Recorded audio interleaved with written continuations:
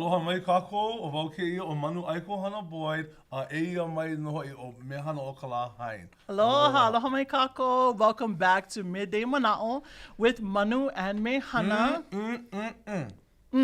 Yep. That's it. And mahalo, you guys, for coming back on this avakea, this beautiful avakea, right? Every day in Hawaii is nani, by the way, right? There's no bad days. We don't have bad days here. We cannot.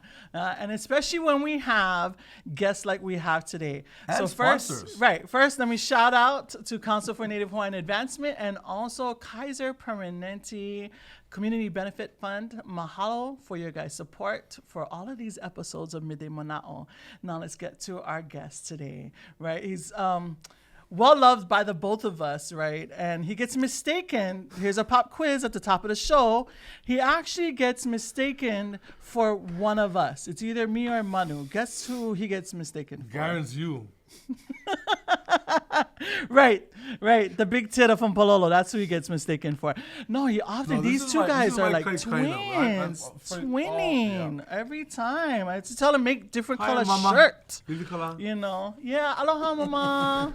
Lili Kala out there. We actually had to uncoordinate our shirts today because most times we show up in the same shirt. So. We do. Yeah, twinning. So you got your olapa, I got my bird. Yeah. Manu. Very nice. Yeah, Yeah. He kept winning a theme. That's his brand. Yeah. His and brand. are you wearing Ari? This is Liko. This is Ari. Yeah, and it's beautiful.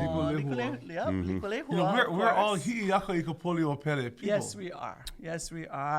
And thank you, see, look, I'll say thank you, Manu, for joining us today. See the kind of effect they have? Both of them is so close together to me. I get them confused. I'm right here. We should have put you in the middle. I actually know them. Welcome. Separately. And people might, and let's all welcome Nāʻālehu Anthony, one of our outstanding OEV leaders in communication and media. Yes. Thank you for having me. Thank you. You know, and we know you very well, but let's share a little bit about you with our audience, right? You are a filmmaker, right, known to have not only produced and directed and written your own films, right, and my favorite, Mao, right, love Mao. If you guys have not seen the story of Mau Piailu that Nāʻālehu created, you gotta see it. Filmmaking too, OEV TV, right, when his mother had, put it out there into the universe, we need a station for the nation, right, out there, you went and did that. Right, you guys are I always say the Kame'elihiva Anthonys are very action-oriented, right? You guys don't just talk about it, you guys are about it, So created OEV Everything TV. is like, take one. Right. But what else, Nāʻālehu, do you want to say about yourself that people might not know out there? Well, I mean, Here we go. Yeah, right.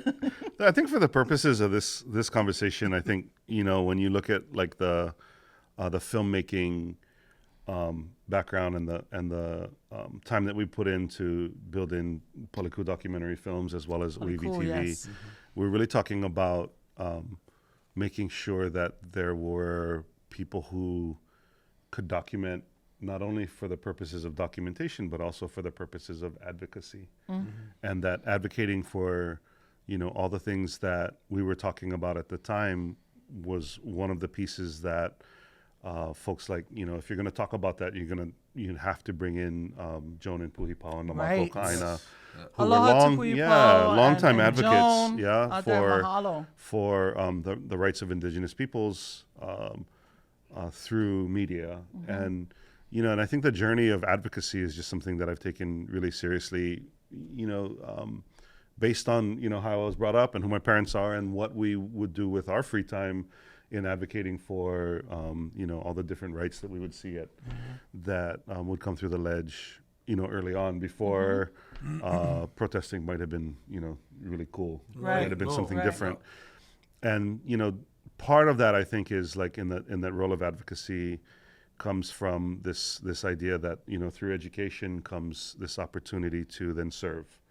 And so part of that service has been through filmmaking, but also, some of the stuff that I do now is advocacy in other ways. And so I think part of what we wanted to talk about today was, Red Hill, in this conversation is I'm a Board of Water Supply board member. part of the 7-member board that is, helping to figure out what to do as a purveyor of water with Red Hill Right. in a way that I don't think even the Board of Water Supply had considered needing to be doing Right. in its several decade history. They're not known for being kind of an advocacy. Well, they're not. unit. It's, Right, the Board of Water right. Supply, by definition, is not an advocate group, but that may be one of the tools that needs to be in the toolkit Right. to be able to make sure that we can provide clean and pure, largely inexpensive and consistent drinking water to Right. the greater public on And, Oahu. shout out to Ernie Lau. Yeah.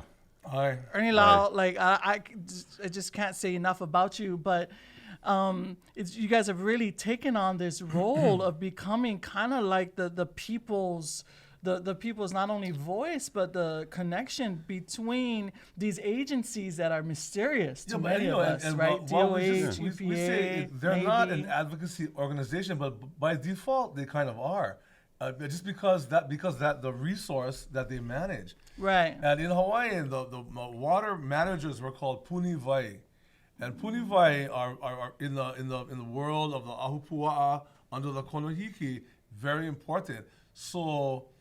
But Ernie Lau, you're right. Yeah. I've learned more about the aquifers and all that because of the information that's come out.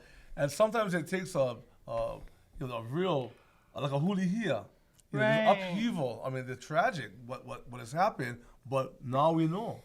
And I wanted to start at Ernie, but actually go to the board, right? Because you guys, I've never heard of or seen the Board of Water Supply board before until now. You guys have played a really significant role in, again, becoming that front line for us in an arena that's usually shut off from public view, and became kind of like the people that we get our information on as the public, right, out there. And just thank you for that role on that board. You and who else is on that? Is Kapū on that board too? Kapū's still on the board. Kapū Sproat, who's Right. just a genius lawyer, and I see her in these meetings, and she can recite, statute and Right. verse when it comes down to what water law is important for us to be thinking about as we move forward in any number of things that happens at the board level. I mean, what's so interesting, right, is the board meetings are public. There are day in and day out probably more interesting things to watch than a Board of Water Supply board meeting. There's a lot of Right. CIP and just making sure that the dollars are spent. And I think that's the beauty of something like the Board of Water Supply, is that it's set up to be this purveyor of water, and that it has a very regular drumbeat of what it does.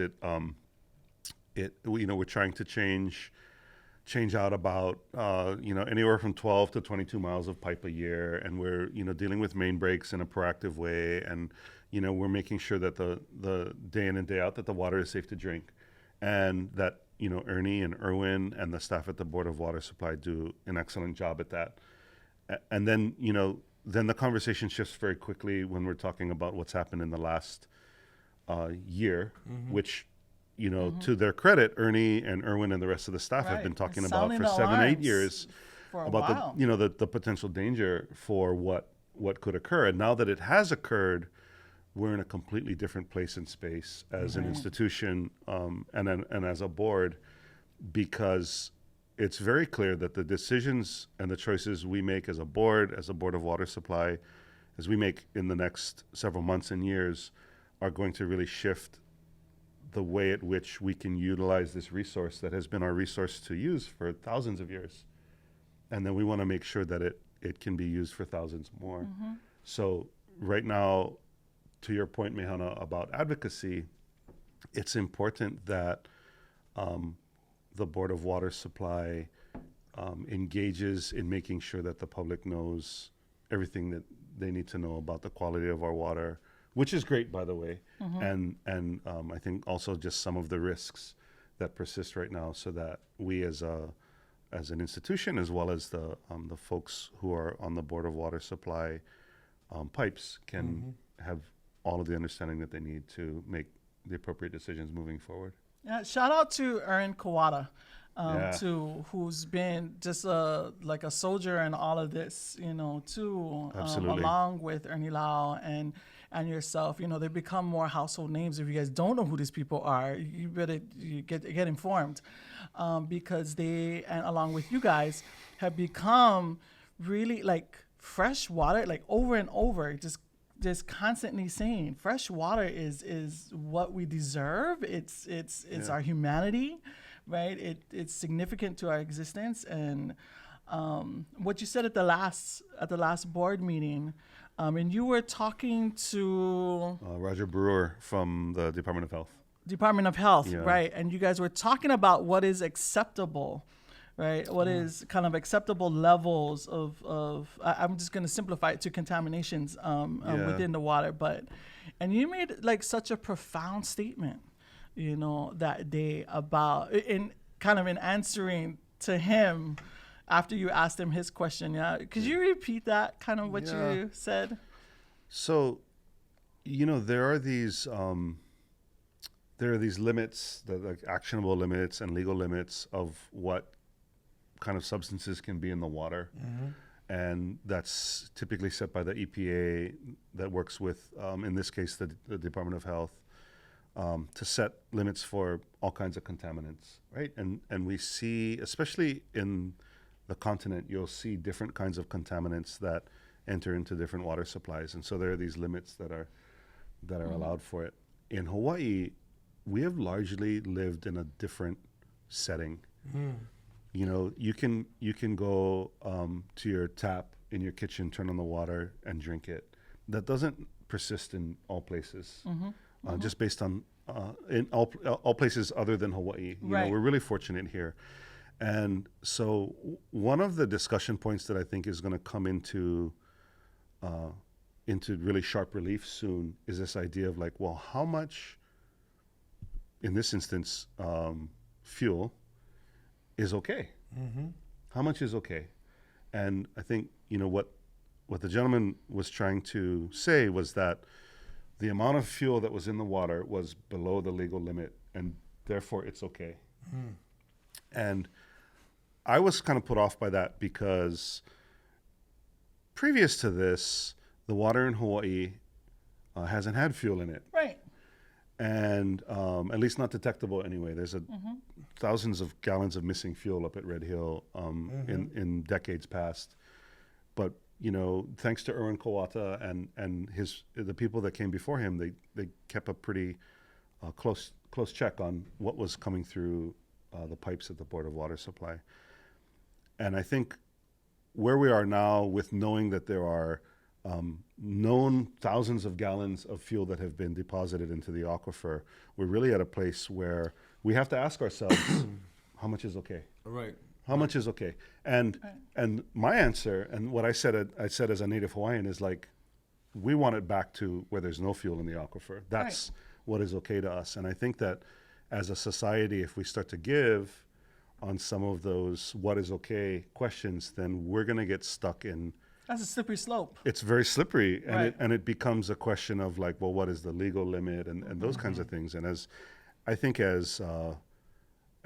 Kanaka, as people who have maintained this place and space for all of these years and hundreds of years, and Thousands. generation after generation, we're Right, talking right. about this being a potential turning point as to whether or not our water is safe to drink. We'll take a little bit of an olelo break here, and we were talking about fresh water, and of course in Hawaiian that is vai or wai, and then salt water or ocean water is kai. But I look at this guy, my kaikaina, my younger brother here, because we've traveled all over the Pacific as well, because he's also a Kanaka Va'a, and we find throughout Hawaii and throughout the Pacific, place names that begin with the word wai or vai. So, and the reason for that is those were places where water was accessible. So, Waiahole, Waikane, Wailupe, Waialai, Waianai, Waimea, and all of that. And so the value of water as or the place names as an identifier of water sources. And even in a place that's very, very dry and arid with very little water. Waimanalo means that spring means drinkable water or potable water. And so those are little clues about the importance of water. One other thing I want to acknowledge, one of my mentors and a dear family friend, Uncle Ka'upena Wong, and from him I learned the mele Kawaiakane. And Kawaiakane is probably one of the most beautiful, profound mele in our Vaihona mele, in our collection of chants that reveal secrets or tell truths about things. And the mele says, he ui he dinau aya ihea kawaiakane, and it repeats over and over again, asking the question, where is the fresh water of Kane that sustains life? And it's everywhere. The rising sun, the setting sun, the clouds, the earth, and all of that. So the work that we talk about today and the pilikia, Ke'ia Manava, is about the tainting of our sacred source and embodiment of the god Kane. Right. I feel like we should break into hula, but that's a different show. That's a different. That's for midnight Manaʻo. That is a different show. Yeah. No, yeah. and mahalo for that, and rest in aloha Ka'upena Wong. That's one of the relationships I wish I had formed before his passing. Yeah. But He epic, was a one epic funny chanter. son of a gun. And actually, what joins this two together is Ka'upena Wong. The picture that I have in my mind of the launching of Hokule'a Yes. in Yeah, yeah. 75 is of him actually doing the blessing. And you had told that Before story. we get to Hokulea, though, Ka'upena Wong, James Ka'upena Wong Jr., and if you ever told a joke in front of him, he said, "Hey, who's writing your script? Go sit in the car." Because he was a funny guy and he was hilarious. And we interject this every now and then in Right. Midday Manaʻo with Mehana and Manu. But the value of ho'omake aka and aka of humor in the course of really deep topics of conversation, and our kupuna would bustle and joke, everybody laugh, and then they ho'iho Right back. mea ko'i in those things that are deep. So Hokulea launching 1985. Right, and Go. in 1975, right when 75. when Before my time. when he was no, this is very much your time, Manu. Yeah, Manu Thanks was for there. clarifying. Yeah, Manu was there at the Just a launching wee of lad. Hokulea. Yeah, he was young, but he was there. Tight. But that's the picture I have in my head, actually, of that launching, and you being so pili to Hokulea, and of Yes. course, Manu being in, studying with Ka'upena. That's such a beautiful memory. I want to take us back to July, actually, of this year in 2022. At the CNHA convention, Yeah. you hosted a panel discussion with the most significant players in Hawaii today, right? You Yeah. had Kathy Ho from Department of Health, you had Ernie Lau, and you had the newest admiral, I believe. Stephen Barnett, Admiral Stephen Barnett, yeah. Admiral Barnett for Pearl Harbor there. And you guys hosted a discussion Wayne, too. about... Oh, and Wayne. Tanaka Maoli. Wayne. Yeah, yeah. Tanaka, my favorite. Oh my God, Yeah. Wayne! Shout out to Wayne Tanaka from the Sierra Club. Yeah. Much aloha to you. So did you know that was the first time that the Navy and the Department of Health and the Board of Water Supply Yes. and the Sierra Club had come Ever together? spoke This is together. why Yeah, you yeah. should come to Yeah. CNHA conventions. The Yeah, it was Council a for big Native deal. Council for Native Hawaiian Advancement.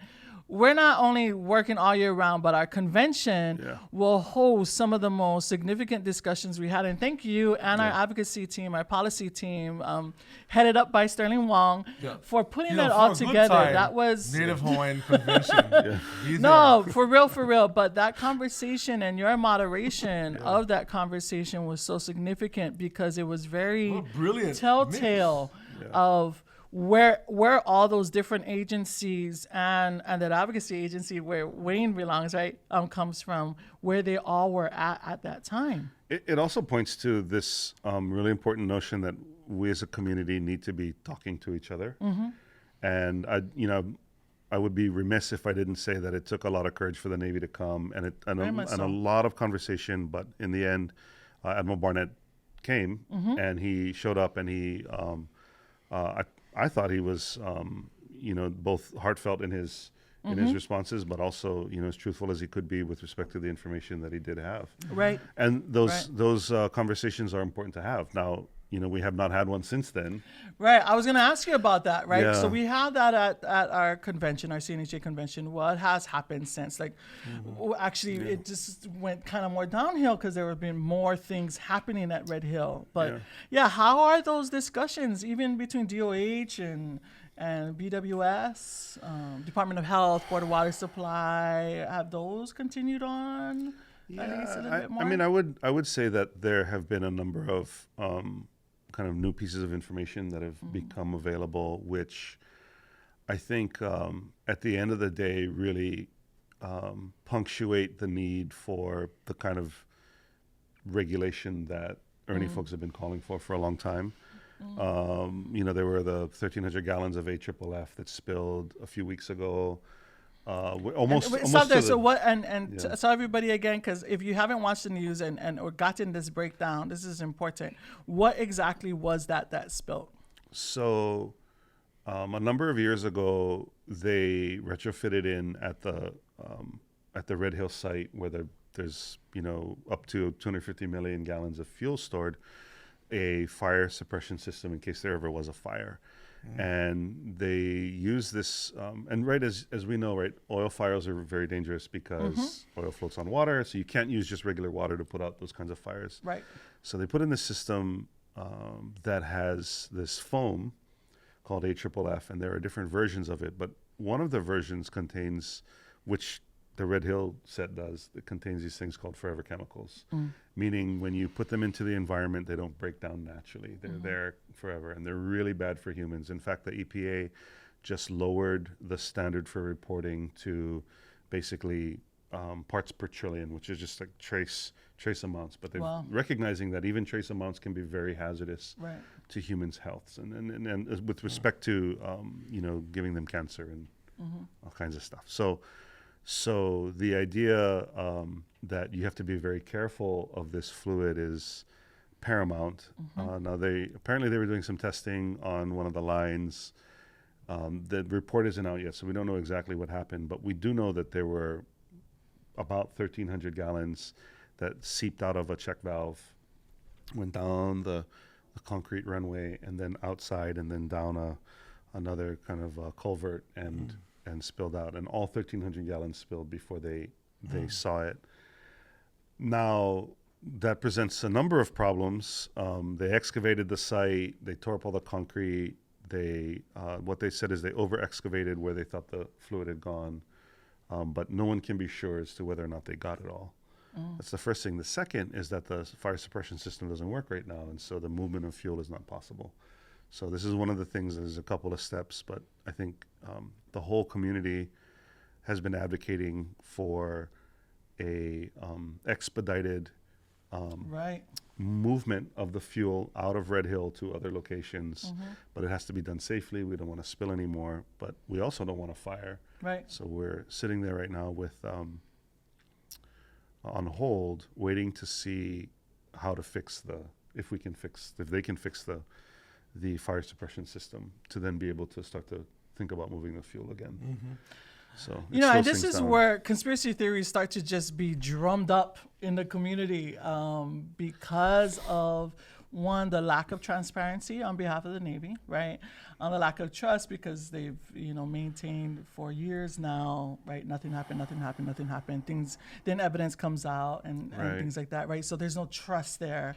And then we get on top of, it just gets layered. And again, everybody's really conscious that they're messing with our our life. This is our life. Our island could become uninhabitable. Yes. What's really interesting, we're speaking with Nāʻālehu Anthony, and he's known, this is the first time I've known him all his life, pretty much. We go way back, and I had no idea, first of all, that you are a board member of the board of water supply, and that you have all of this EK, and this is really interesting, and this goes to show you the value of ho'ona'auao, which is education, because he comes from two well-known educators, Jim Anthony and Lili Kalaka Me'elehiva.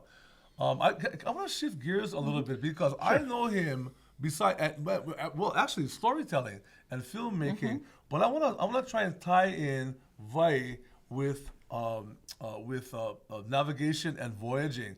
So his son Kolo Ikeau, another talented young Hawaiian man, good looking, talented Nohoi. One of his middle names is Honua Iakea, which is the canoe of the Pele clan when they come from Kahiki. So Mai Kahiki Kawahine o Pele. I want to ask you a question, because with Hokulea, Hiki Analia, Makali'i, and all the Va'atule, Sure. but in traditional times, because man, Kanaka, needs water, how would you take water on a voyage, and how much would you take when you're not sure where you're going? Because when you run out, you're done. So those are really important questions, and I think, and I can answer that, especially in modern times, and then we can think about how that would have been accomplished in ancient times. But I mean, first and foremost, I think we always knew where we were going. We just didn't know how long it was going to take to get there. See, that's a Lilikala answer right there. We gotta reshape the reshape the dynamic. Yeah. And I think like another piece of this is like, you don't understand maybe how important it is to maintain our resources until you get on a canoe for 30 days and you want to make sure there's enough food and enough water, maybe enough ketchup and toilet paper, but certainly food and water are those things. But so there's actually a calculation that we use on board the canoe. And also what you have to recognize as well is that water is very heavy. So water weighs 8 pounds a gallon. So you have to account for it very carefully. Wait, now, everybody, water weighs 8 pounds per gallon. Yeah. Who knew? Well, No, I mean, when you're manifesting the canoe, you have to know how much it weighs so that you can balance the load as you're putting it on as well as taking it off. And you can't waste it for sure. You can't, and so the calculation is it's 0.8 of a gallon per person per day for all the uses that you would need, and you have about 15 crew members. So that's 8 plus, that's 12 gallons a day. 12 gallons a day times a 30-day voyage is 12 times 30 is 360 gallons. So 360 gallons times 8 is roughly 1 ton of water. That's how much water you need. And so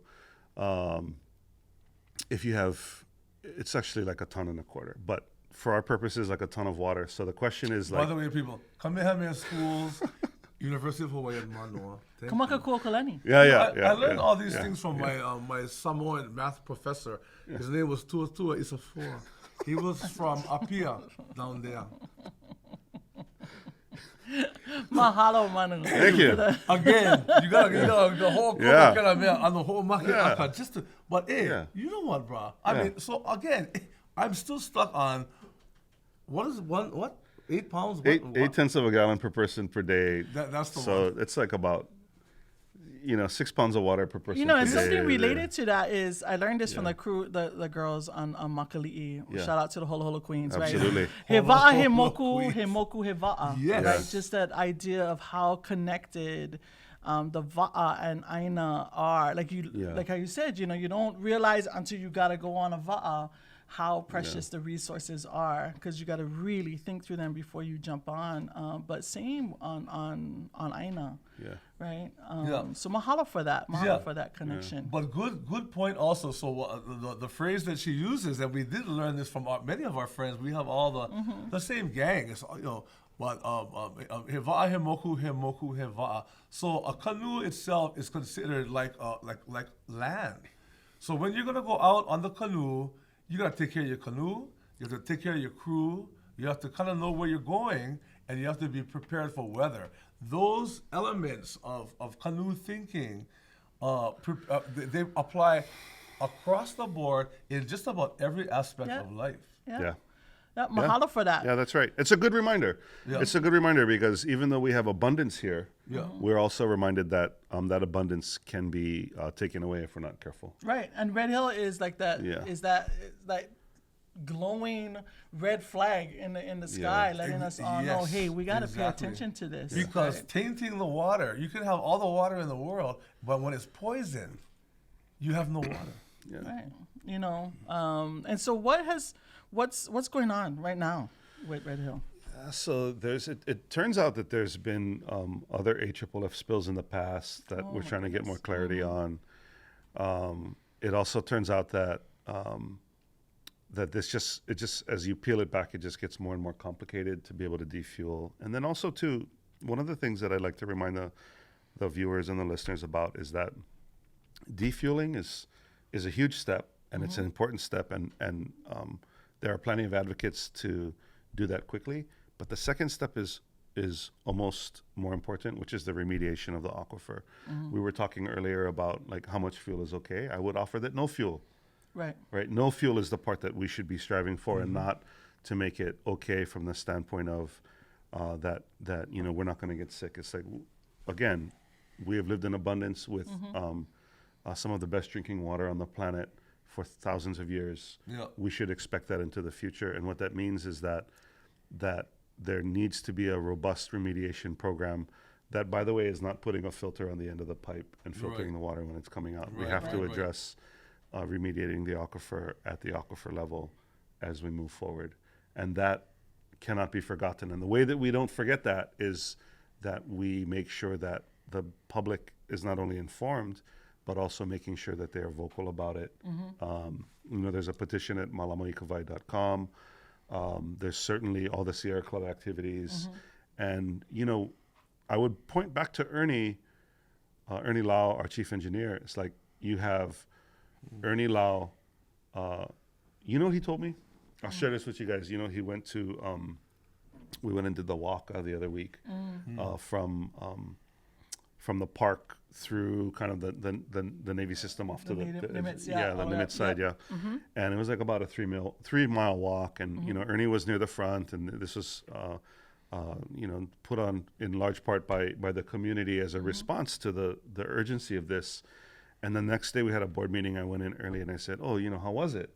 And he told me, I hope it's okay to share this, Ernie. He said, that's the first time I ever went to one of those. And me and Mehana and Manu, we're like old hands at this, right? We've been to hundreds of marches, and plenty of red t-shirts. Yeah, plenty of red t-shirts and plenty of this stuff.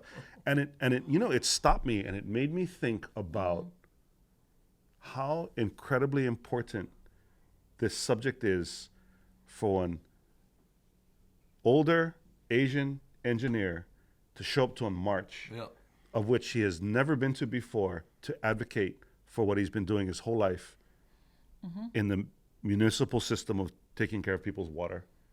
And I bet it changed his lens. It changed his worldview. Certainly changed mine. Certainly changed mine. Right. That's an aha moment. That's definitely an aha moment. And that points to then what do we need to do wherever we sit, in whatever kulana we have, to make sure that our perspectives are heard on the really, really important issues. You don't see the Board of Water Supply marching because they need more money for trucks, right, or for more pipeline, right? This has been something that they haven't done ever before. But when we're talking about making sure that we have abundant, clean drinking water for our people into the future, this is something that they take really seriously.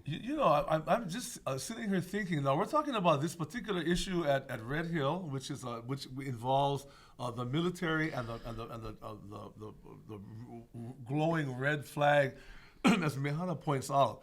But I want to, another thing to consider about fuel in our aina. Every gas station all over Oahu, all over the world, but on our island in particular, all of those, every gas station has huge tanks, and they get filled. And even those, when we think about it, we know we go put gas, and we don't really understand where that gas is coming from. It's coming from that large reservoir under the ground, underneath the mini mart or whatever.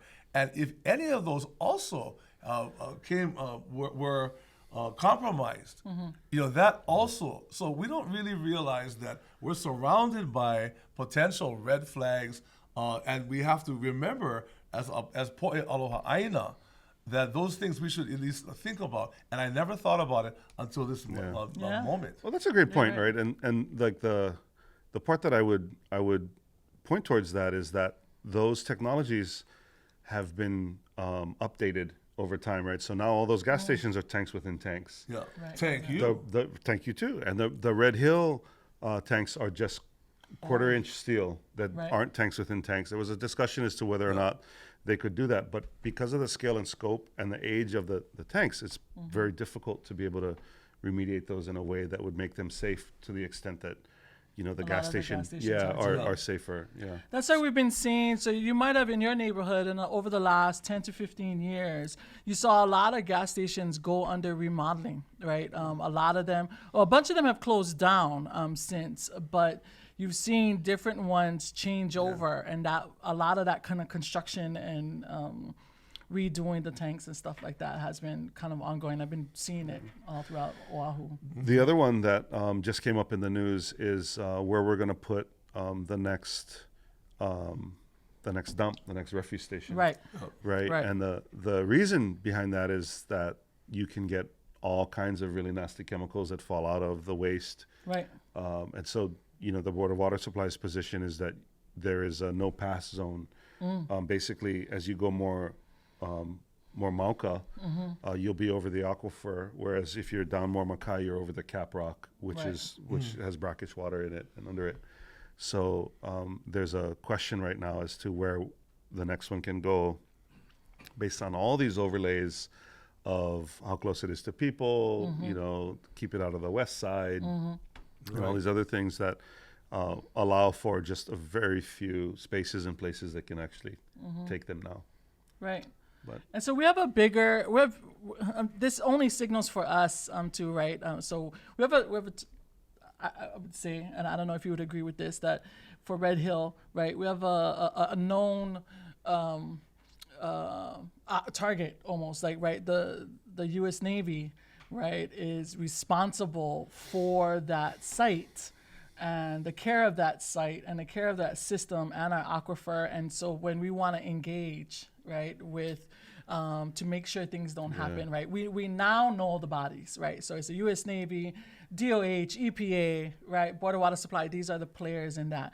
What you're talking about as far as the dump really makes us think, as people who live on an island ecosystem, we really got to start changing the way that we live here. I want to right? make one comment about that too, because it's easy to just call out the Navy or the military in this particular case. But you know whose kuleana it really is? It's ours. It's yours. You know how many people they throw opala all over the place. They it's horrendous. Our own, and us, me sometimes too. And you gotta stop doing that. But we cannot just always point the finger. Someone else is the reason that we have pilikia with our aina. It's us, and we do it all the time.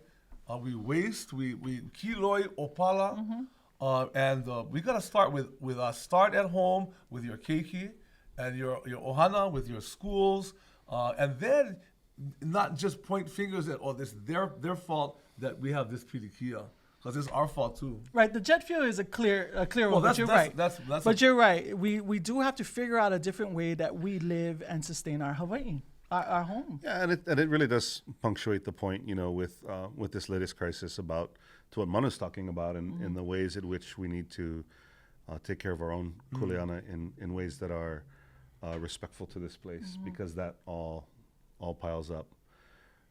Yeah.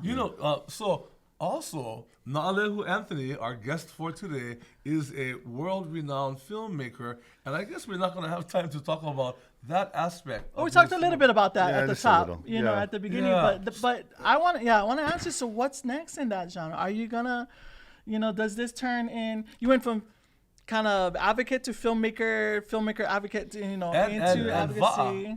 Va'a leader. Do you think there's a film coming out of this story? Well, I think No pressure. no. I mean, I think the great part about being a filmmaker and storyteller now is that there are a number of really, really reputable teams that can take on any number of films that are important. And so I would hope that, the shooting that the Sierra Club is doing is going to turn into a film.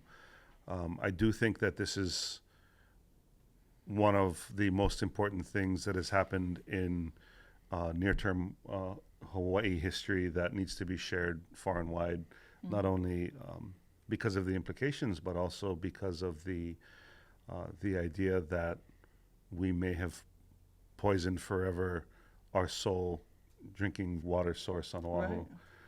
Right. And to that note, I mean, I think it is important that people stay involved. I think it is important that, we keep this topic at the top of Top of mind. people's top of mind, because there's such this is one of those things that's like a car accident happening in slow motion, right? Right. It's like it's been more than a year since that initial set of calls from Navy personnel saying that there's something in the water. It's going to be several more years as we collect data and begin to understand what the implications are. And the only way that we're going to hold those accountable as we go is that the public is going to have to stand with us and keep moving forward. Together. Any film that may be created about this particular issue or about water in general or about aloha aina, I think, and we talked about it earlier, again, back to Ka'upena Wong, the master chanter, is to include and to have present and in your pepeau and in your maka kawai akane. Now these old mele in discussions of this new problem, maybe there's answers within the mele, and for people to understand that the value system, and we call that vai. Now that we've been through that. Vai is water, and vai is something of value or wealth or what. But I mean, I think that the combining of old knowledge and new scenarios really is a way to look at it from a Hawaiian perspective, from an island perspective. So that's what I would like to see, and I'm not putting that to you. I know you're busy. Right.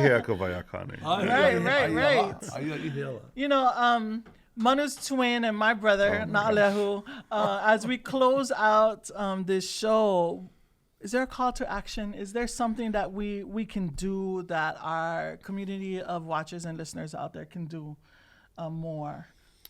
Yeah, there's a ton of things that you can do. You can certainly write into your legislators and express how important this topic is. If you're the boots on the ground kind of person, signing up for the action alerts with the Sierra Club is really important. Wayne and them have done an awesome job in keeping everybody informed. There's the petition Malamai Kawai, which is pushing for the defueling as well as the remediation of the aquifer in an expeditious manner.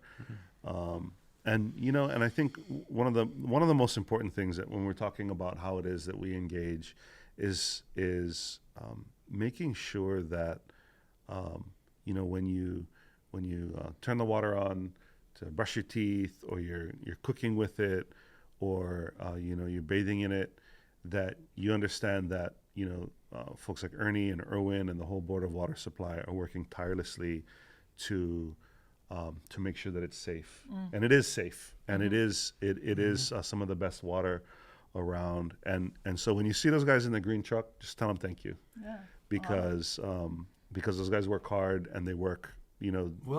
Main breaks don't happen on a 9 to 5 shift. They happen at like the most inconvenient times. That's and well those guys said. work hard. And it's moments like this, and mahalo again to Midday Manaʻo and CNHA, because this is something we take for granted. We don't, again, you do au to bathe, or you palaki niho, brushing your teeth, or holoi pa, washing the dishes. We don't really think about where all that water is coming from, but it's times like this that for the keiki especially, to not take things for granted. It comes from somewhere. And so understand just a little bit about where those sources are. And I think that it changes the way you look at the world in general. Absolutely. Well said. Thank you. good I to learned see that you. from his mother. Yeah. Dr. Lili Kalaka me Elehiva. Mahalo.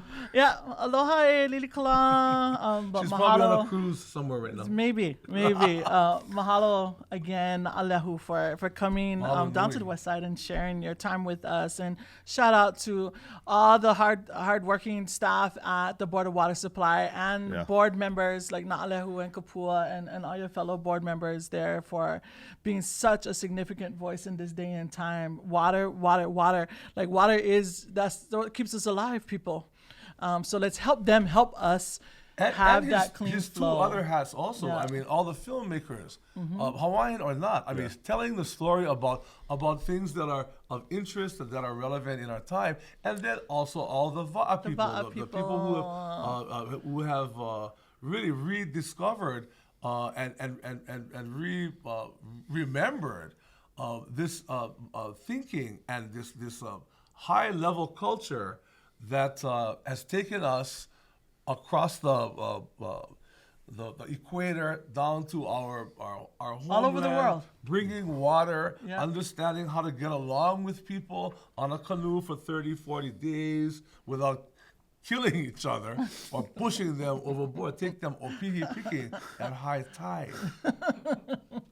Well, thank you folks for having me. It has been a good time, and Always We'll have you. Yeah, We'll have we'll you check back, back in. Nāʻālehu. We'll check Yes, back in. check back in Yeah. because this issue, I have a feeling, unfortunately, is not going to go away soon And it's enough. very serious. So It really- mahalo from all of us here, Yeah, the thank Council you. for Native Hawaiian Advancement, the Kaiser Permanente Community Benefit Fund, and me and Manu, and our special guest here today, Nāʻālehu Anthony. A We'll be great, here great again, guy. same time next week. Avakea, ahui ho kako. Aloha. Happy holidays. Ahui ho. Aloha.